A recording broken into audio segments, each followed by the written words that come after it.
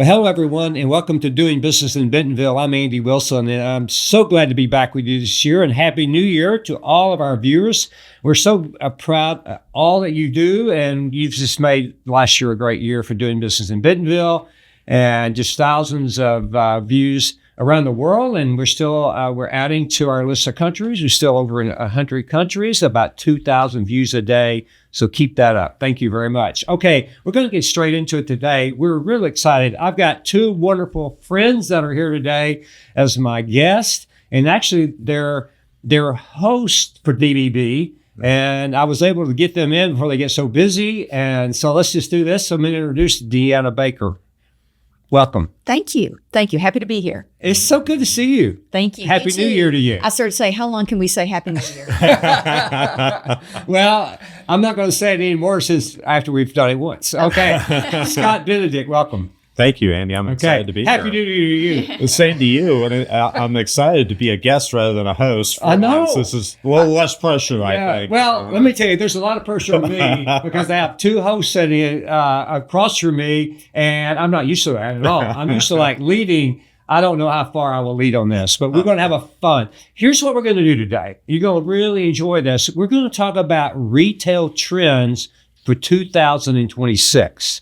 And you're going to get to hear from Scott and Deanah as they talk about their trends and things that we've been thinking about together and collaborating on. Here's what else we're going to do.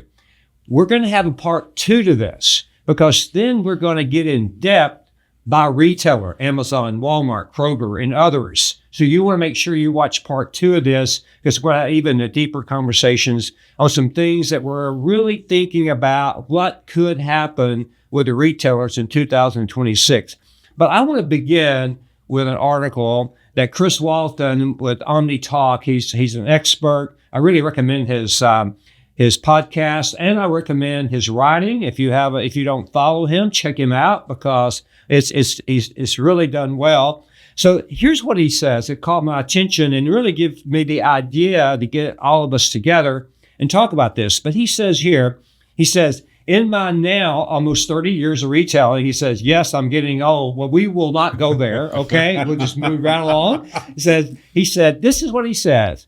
He says, I have learned that you can take one simple idea to the bank.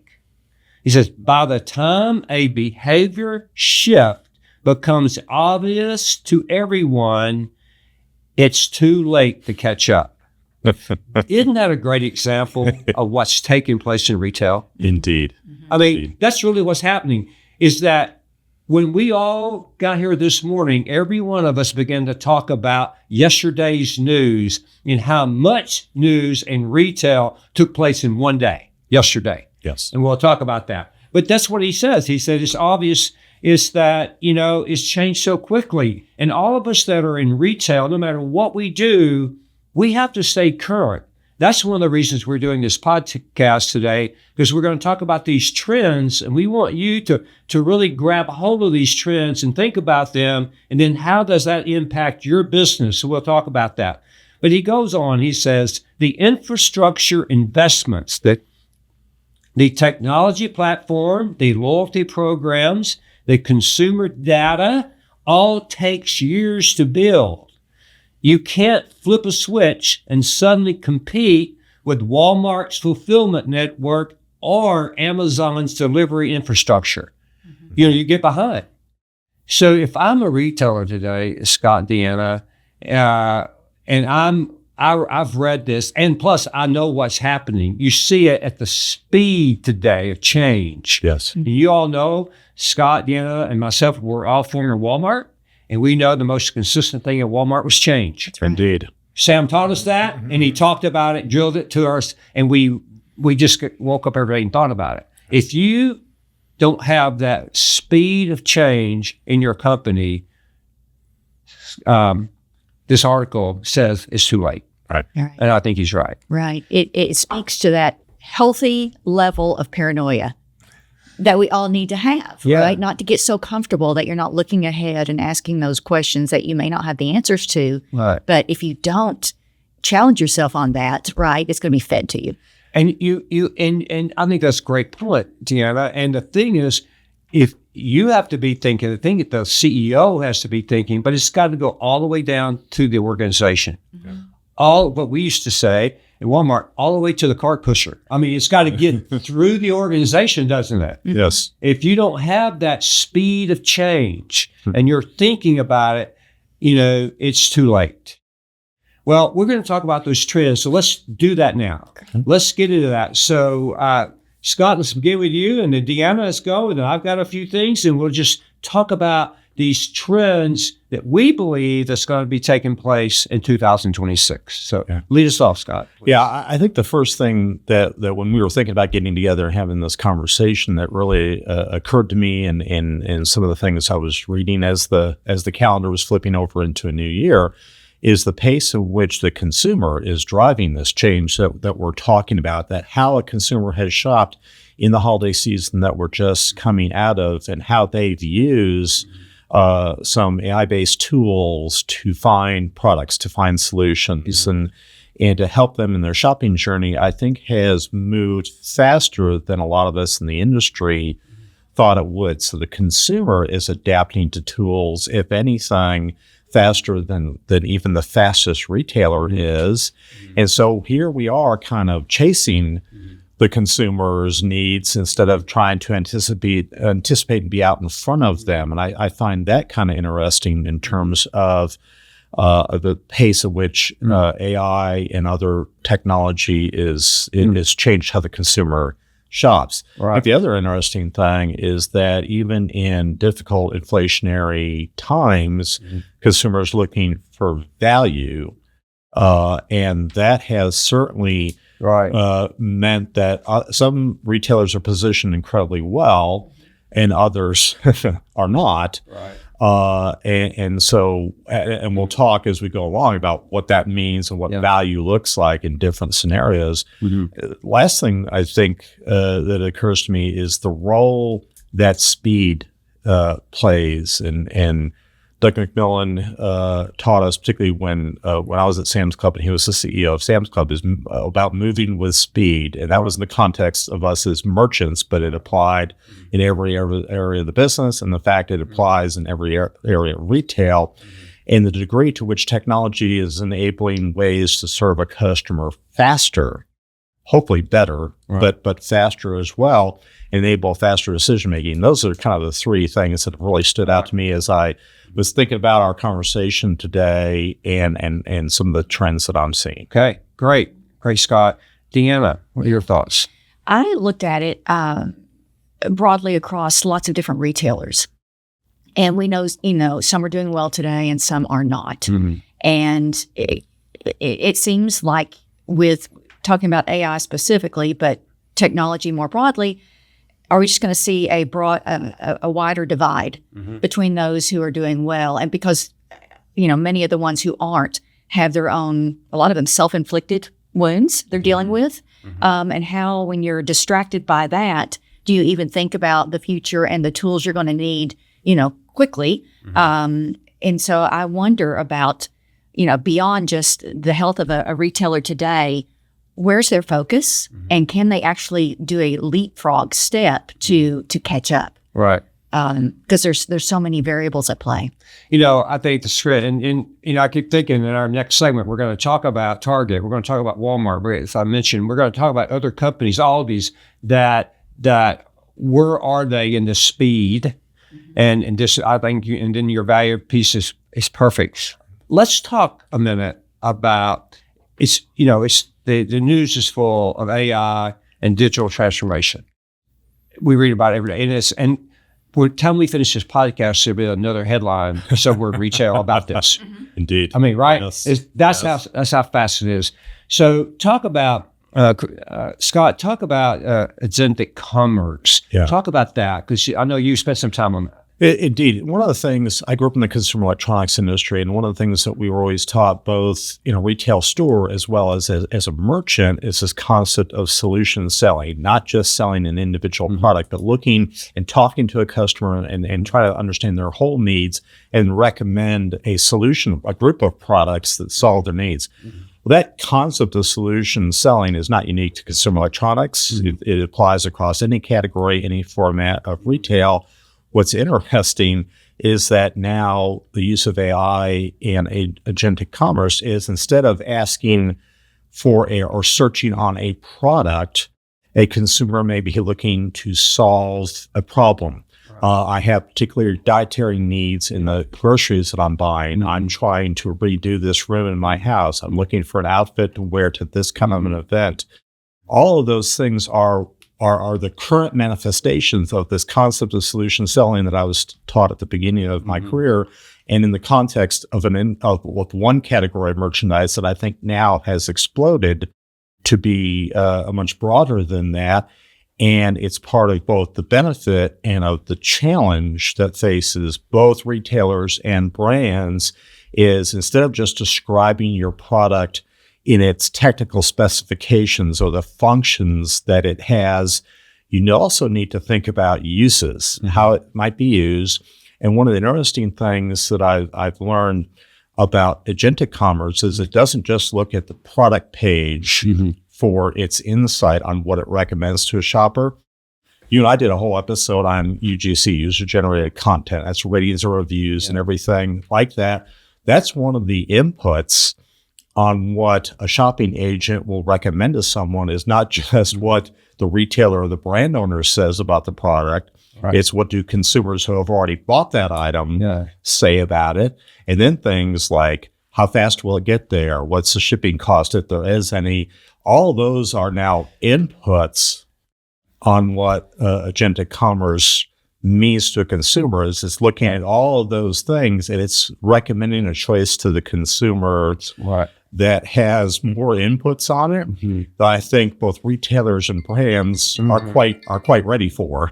And it's going to change the way merchants, marketers, brand owners prepare to go to market, because now the agent is very unforgiving. It doesn't make recommendations emotionally. It bases it on the data and the facts that it identifies when it makes a recommendation to a consumer, and that's going to pose a new challenge both to retailers and to brands to serve a customer with all of those inputs as part of the equation. Well, Deanna, I know you have some thoughts on that as a merchant. Yeah. And you know, when Scott was in the what we call the hardlines electronics area, you're in the apparel area. Now it gets complicated even more, right? Talk about your thoughts around that. Well, you know, I do think everything is now, the customer has been in the driver's seat, but it's more of a pulling of what they want and what needs they, want solved. And now AI is going to help with that. And so how, as merchants, do we stay in the driver's seat for the customer? And how in the world do we offer solutions that we think the customer is going to want? So that's what we've always done in our careers, is you have been predicting based on whatever, resources you had at your disposal to craft an assortment, or a solution for your customer. So now we're going to be given a whole new set of tools, in the not too distant future that are going to help us. So how do you stay in command of that? How do you create for your customer within a brand DNA that sets you apart from everyone else? Right. And so how do I literally do that with everything asked of me today to run a large business, especially one that's so SKU intensive? That's where I think we're going to see the AI tools help do a lot of the heavy lifting just at the base level, just so that that merchant or whatever job you're in has more time to think. And, I think you and I were having a conversation a while back.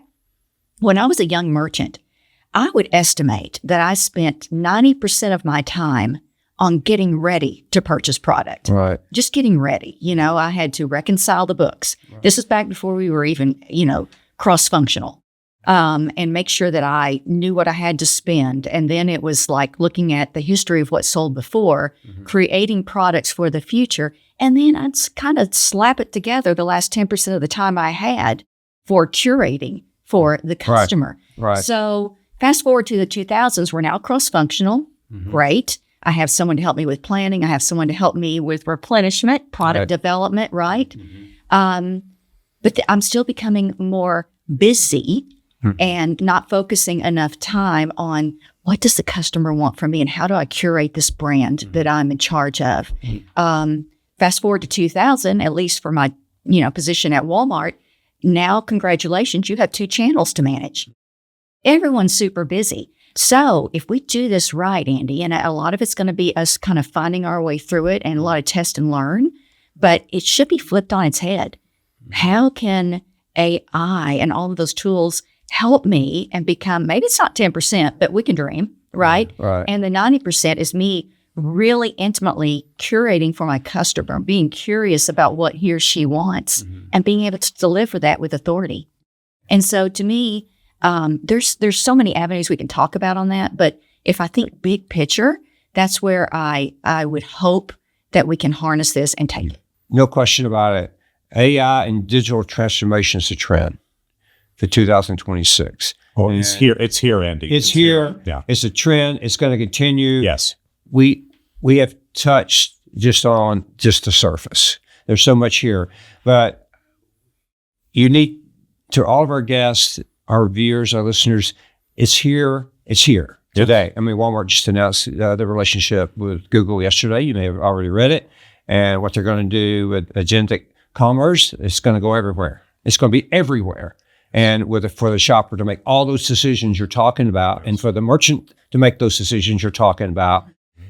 And hopefully it's going to be where it's going to be it's back to speed again for the consumers, back to speed for the merchant. And hopefully somewhere in there that the merchant can get in the stores more and talk to the customers more. Hopefully when that transition is complete, there's time for that. Because there's not been a lot of time for that. And that is, we all know in Walmart, as being a merchant, that's the critical thing, is staying close to the customer and, of course, to the associate, the people in the stores. So AI, digital transformation. Let's talk about value. You brought it up. Mm-hmm. The second thing we believe that it's a trend is value and pricing strategy. Everyone is looking for value. It's all out there. It's all in the news again. People are searching for value. No matter how rich you are or how much assistance you need, you're looking for value today. Okay, so you mentioned it at the beginning of your comments. Yeah. And let's just go, Scott, with you. Talk about how you see value in pricing strategy as a trend. Yeah, well, it's interesting because when I was teaching at Texas A&M, one of the things I had an opportunity to do is take a group of students to the Private Label Manufacturers Association, PLMA, their trade event. And it was interesting. It opened eyes to the students and, quite frankly, my eyes to just how big private brands were. And yet they were still underdeveloped, I think, in the U.S. market compared to international markets where consumers have been more open and retailers have been more aggressive, in particularly in Western Europe and some of those other markets. And through that event and event since then, private brands have been one of the ways that retailers have really leaned into showing value, not only for the products themselves, but for the fact that those products then put pressure on national brands because if that price gap from a national brand to your own private label gets too big, you know where the customer is going to go in normal times, certainly in these times where inflation pressures. And what's interesting is that private label is really at the forefront of where I think value has become a bigger issue. Value, though, isn't always in the form of price. In some cases, it's quality. In some cases, it's speed. In some cases, it's breadth of offering and the ability to choose from a lot of different options. And while price and value have been on the forefront of that, and private label is one of the first things I think of, breadth of offering, convenience of offering, the fact that if I do a delivery from store order in the evening, it will arrive on my doorstep the next morning. And if an item is out of stock in that store that do the delivery, the retailer will then fulfill it out of the next closest store and it will arrive later the same day. Those are all elements, I think, of value.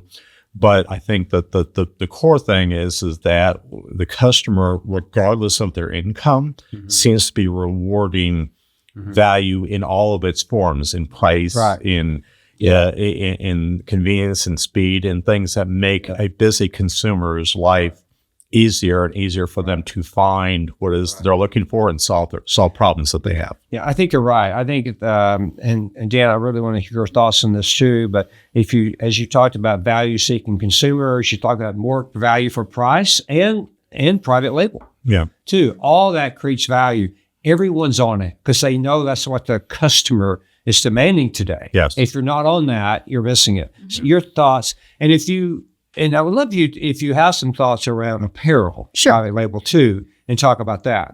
Well, that's always been a part of my background. Right. Is, we had national brands, and then we would supplement that with what we call private brands. And we purposely called it private brands, not label, because we wanted it to show up that way, right? Not like a second-class citizen on the sales floor. Right. And so we worked very hard around the attributes that went into those garments to make sure it was not just the lowest price, but really the best value.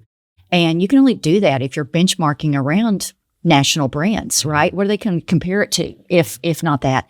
So it was a really good marriage, I would say, and we served more customers by doing that and filling in all the end uses where we may not have a national brand to support a certain item, but we could certainly create it, to come alongside. Right. But you see that in food today. You see it in consumables today. Right. And what I think is very interesting, while it is on the uptick, people are making hundreds of decisions, every time that they're purchasing something on what matters most to them. And according to their own value system of where does a brand matter to me and where am I willing to give or try, step out something new, right, to stretch my dollar. And so you can see customers who will go into a boutique to buy, a pair of luxury denim jeans. They love the brand. They love the fit. It's about their image. It's what makes them feel good. And then they'll go into the grocery store and buy private label bacon. Right? Yeah. And that's good enough because that's just the way they're going to prioritize. Can be very different for a family with lots of children, right? And so that cereal aisle could eat you alive, I would think, if your kids go through it the way mine did when they were young. So you're making decisions based on your family and your needs. Apparel is no different. No different than that. But at the end of the day, it's only as good as the value you put into it, which then, speaks to having the very best supplier partners who understand your mission. Right. So I think that what we're talking about here, just in clarity, is that trends for 2026, not only on the retail side, the hard goods side, but also on the apparel side, it's a trend.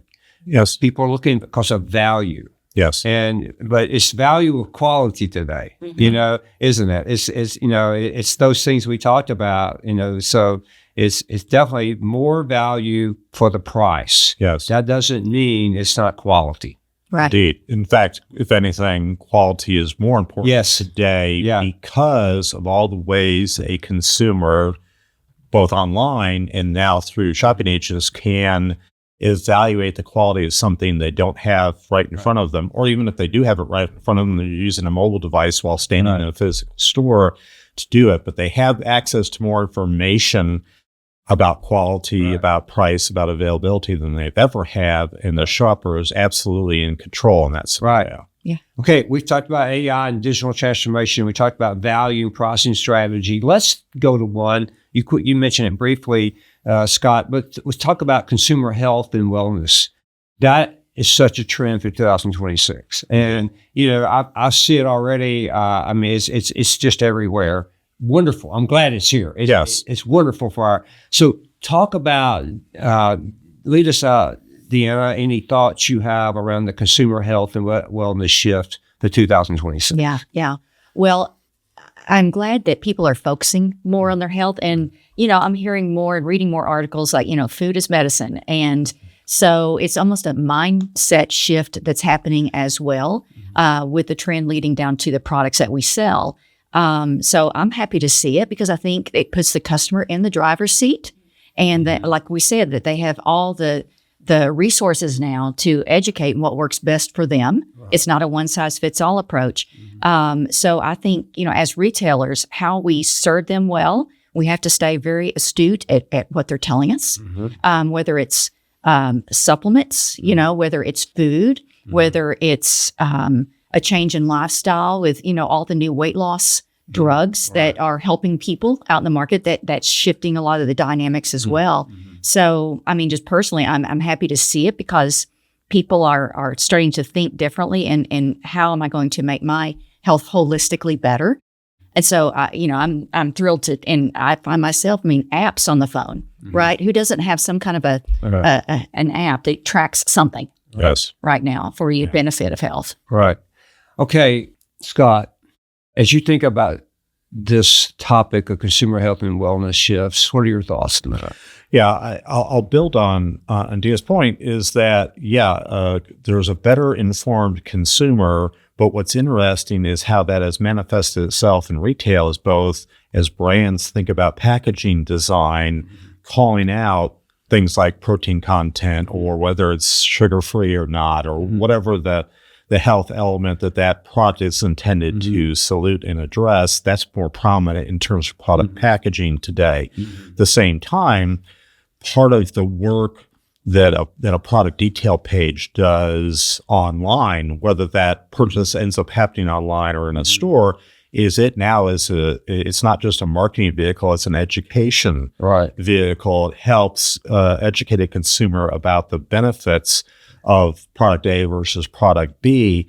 And so it makes both the challenge for retailers and for their brand partners to make sure that both on a product label and on a product detail page, in both places, because you never know where the consumer is going to gain that information, tells the story of not just the specifications or features of a product, but what are the health and wellness elements of it? What's the protein content of it? What's the sodium content of it? And how does it fit into a healthier lifestyle? And I think that's the thing that now you don't just think about that on the product label. That remains important. It remains important on signage and displays and physical stores, but it also is incredibly important online in terms of the content and how you depict your product. Right. And we have a new food pyramid now too. So it's been released. So I'm sure retailers are going to grab a hold of that and look at that from a marketing standpoint. And then I'm sure manufacturers will look at that from a standpoint too as they communicate and look at their products. So it's going to be an exciting year in 2026 everywhere. It's already starting out, and we're just beginning the year. Now, okay, really quick, we're going to prepare for you part 2 of this. And before though we do that, I'd like to hear from our host over here what they going to talk about in our next segment. You can't give me everything, but give me a couple points. Just a teaser for all of our wonderful viewers to make sure they tune in what you guys are going to talk about. So, Deanna, what are you going to talk about in our next segment? Well, I can tell you as of late, I've been reading some articles, and there was one specifically, and the header was, who is going to train the next generation of merchants?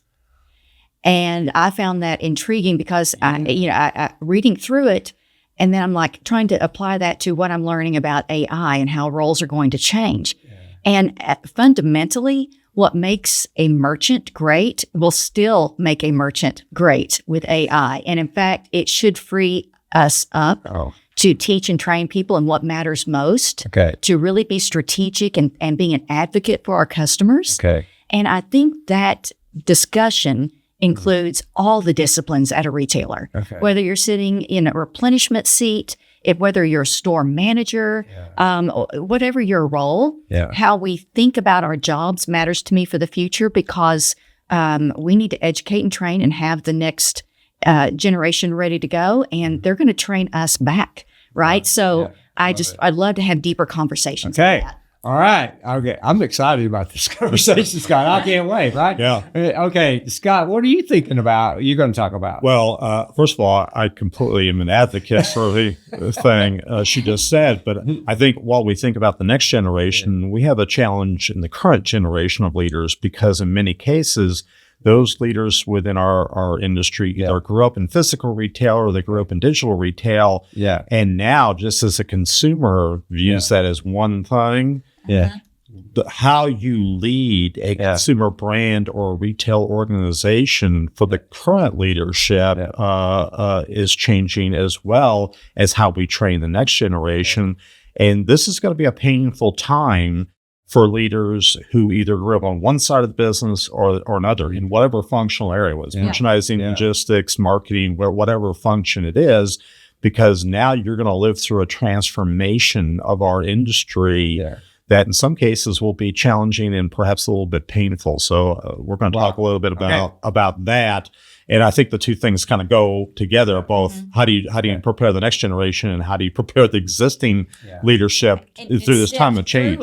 As new tools are coming out, how to let go of what it's going to now do to then spend your time more wisely. So it's gonna get a little messy. Yes, I think, but for all the right reasons. Yes. Okay. Also, I'm going to ask these two. We're going to talk about Amazon. We're going to talk about Walmart. We're going to talk about Target, Kroger, Aldi's, maybe a few more.